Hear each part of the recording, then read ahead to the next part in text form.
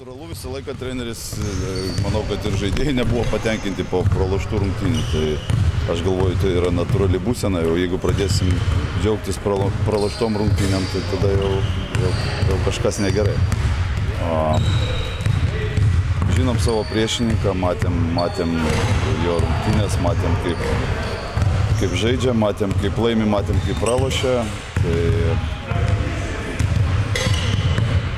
bandom iš viso to mikso ištraukti ruoštis taip, kad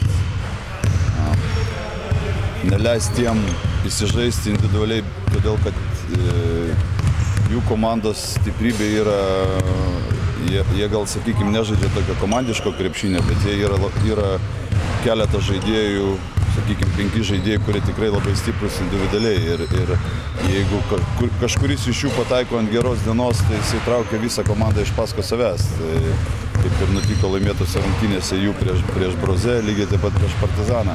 Tai mes stengsimės gintis taip, kad neįsiskirtų nei vienas iš jų, kad nei vienas netaptų to tamsiojo arkliuku ir žinom, kad komanda praktiškai visas 5 išskyrus 5 numerį Vidmarą, visi kiti meta tritaškius. Gal truputėlį trūksta jiems disciplinos, žodžiu, laukia sunkios rungtynės, jie dabar 2 iš eilės gavo, pralošė Eurolygą, pralošė namuose principinį mačą prieš Ülkerį. Atvažiuos pikti, greiti ir įsiutę, žodžiu, sunkus darbas mūsų laukia, bet manau, kad mes esame pasiruošę ir stengsimės pasiekti pergalę namuose. Turbūt įdomiausia, Renaldas yra pasiruošę žaisti. Jūs turite omeny, kad jisai žaidė Turkijoje? Dėl ko? Ne, pasiruošęs dėl traumos. Ar pasiruošęs? Taip, ar pasiruošęs. Renaldas pasiruošęs, viskas jam gerai, skaudėjo rankas, skausmas dar truputėlį yra, bet jis jį pamiršo ir žais 100% ir nemanau, kad tai turėtų įtakoti bent kažkiek jo pasirodymą. Trenerė, tikitės, kad atpiginus bilietus daugiau žmonių ateis? Aš visą laiką tikiuosi, kad fanų bus pilna salė, bet yra kaip yra.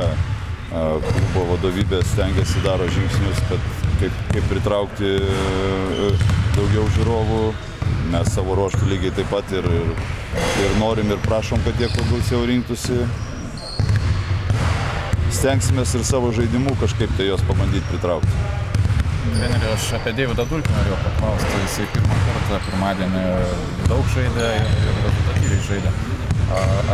Bet iki tol, ar tenkina jūs jo žaidimas, ar gal kokia problema yra? Problemos, kaip problema, su juo asmeniškai jokių problemų nėra. Jisai visų pirma reikia jam duoti laiko priprasti prie europinio krepšinio ir prie aukščiausio lygio europinio krepšinio. Jisai atėjęs iš universiteto, jam nėra lengva iš karto prisitaikyti ir šiai dienai, sakykime, Eurolygos rungtynėse, taip jis laiko dar kol kas gauna žaisti nedaug, bet tas savo minutės, kurias gauna, sakykime, jis neišnaudoja taip, kaip mes norėtume, bet rungtynės po rungtynių mes vis tikimės iš jo daugiau ir jisai apsipranta, jisai pats pradeda suprasti, ko iš jo nori treneriai ir ko iš jo nori komanda ir aš manau, kad žingsnis po žingsnio jis visai eina gerin ir taps mums labai naudingų žaidėjų. Jo vaidmuo, aišku, kaip Renaldo dublerio yra, bet turbūt indėlis vis dėlto didesnis turėtų būti. Turėtų būti, bet aš sakau, aš dar kartelį pasikartosiu, kad aš galvoju, kad jisai nusipelnęs yra kažkokią tai, sakykime, turi dar kažkokį tai rezervą, pasitikėjimo tikrai iš mūsų ir mes tikimės, kad jisai tai, ta prasme, žengs to žingsnius į priekį, nes kas liečia jo darbą per treniruotės, tai mes neturim net mažiausios pretenzijos jam, jis visą laiką 100% ir stengiasi, nori, o jeigu stengiasi ir nori, reiškia, judėsi kiek. Treneri, Artūras Jomantas beveik nežiūri krepšį, praktiškai nemeta. Ar jūs jam neleidžiat, ar jis pats nemeta, kaip čia? Jums keista, kad Artūras Jomantas nežiūri krepšį? Anksčiau bent jau mesdavo. Ne, tikrai nėra taip, kad mes jam neleidžiame mesti.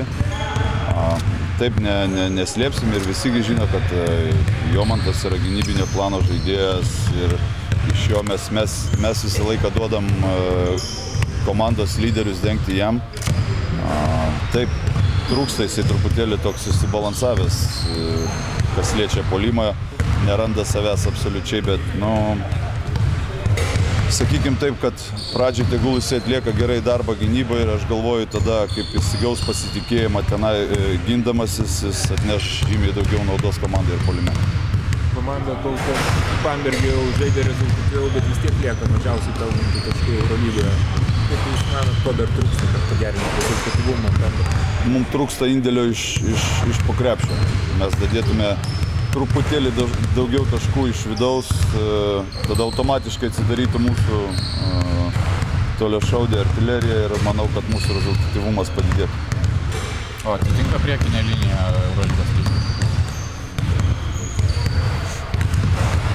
Taip, atitinka.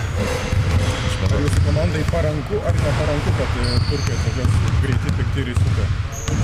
Nu žinot, kaip čia, nei mums čia rinktis dabar, nei ar paranku ar neparanku, yra toks grafikas, žaidžiam su turkais, jo, taip jie pralošė 2 rungtynės ir ta prasme, faktas, kad bus, nu, kaip ir minėjau, įpykę ir norės kažkaip tai reabilituotis, bet lygiai taip pat, ta prasme, mes po pralaimėjimo Bamberge mes žaidžiam namuose, mes norime parodyti žiūrovams, kad mes galime žaisti geriau ir kad mes galime įveikti turkus ir norime juos įveikti ir darysime viską dėl to.